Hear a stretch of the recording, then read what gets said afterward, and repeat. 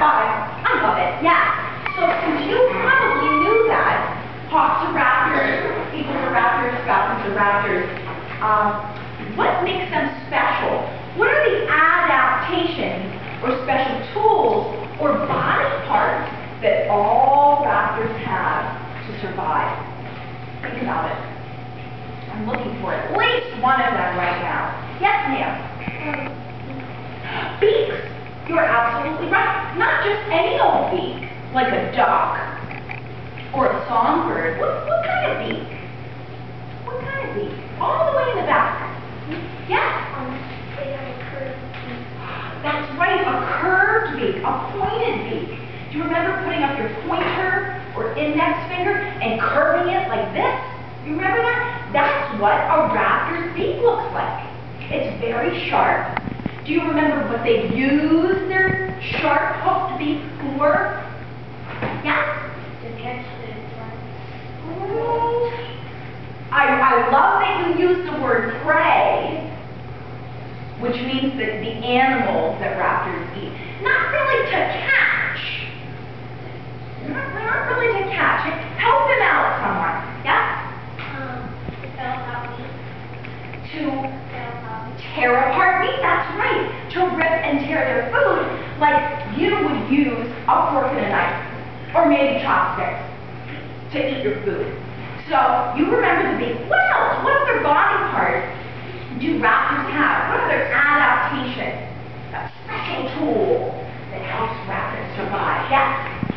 they have their claws. Okay, their claws on their feet. You're right. There's a special word that we call these claws or heels on the ends of a raptor's toes. Do you remember? Yeah, talons. Talons. Oh, yes.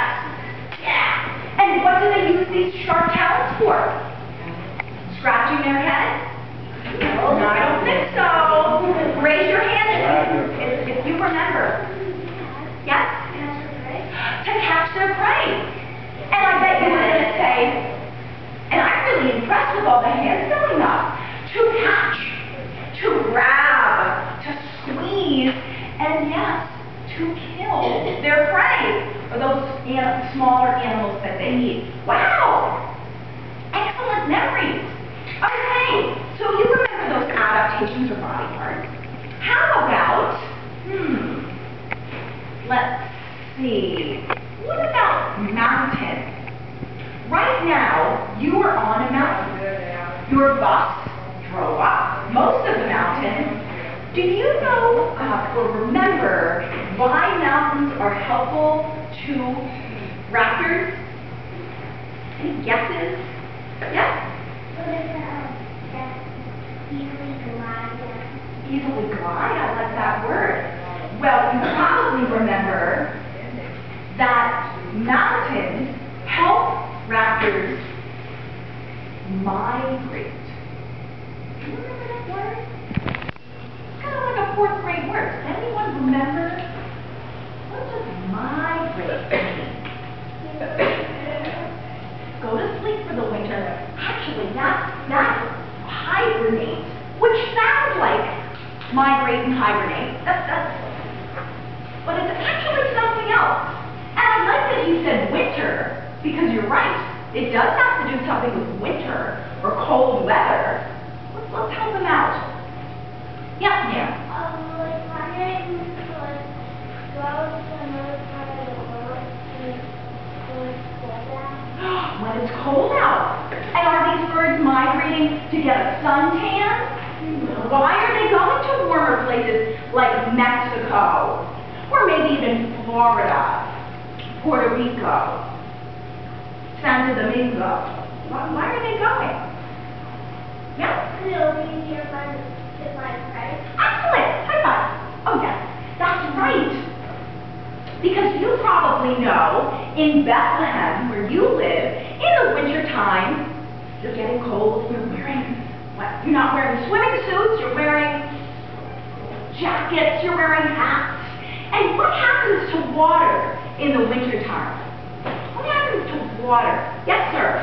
It freezes. It freezes, sure. So ladies and gentlemen, if you were a raptor that like to eat fish, like a bald eagle, or maybe this raptor, the osprey. What in the world are you going to do? How could you capture fish if the water's frozen? You would migrate. So, if you could follow me with your eyes to this map of our country, the United States. What state do we live in? Reminds me. Yeah? Pennsylvania.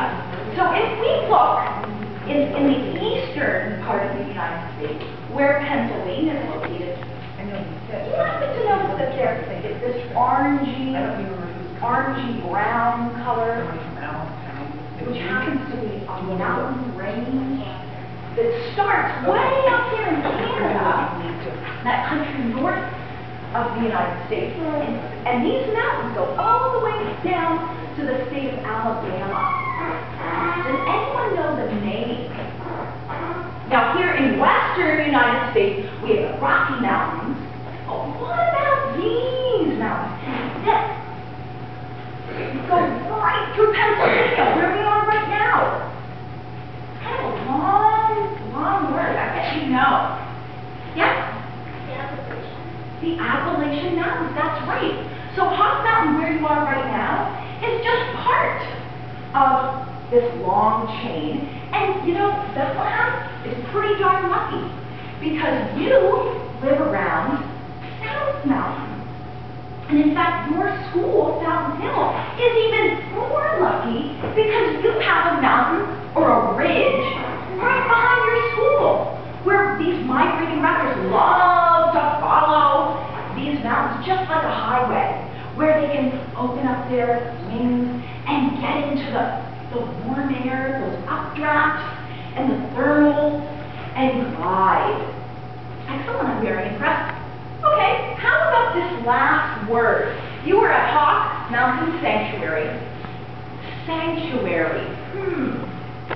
You're certainly not at Dorney Park. You're on a field trip, but you're not at an amusement park or playground. You're at a sanctuary. Do you know what that word means? Yeah? Oh, I'm sorry. What were you going to say?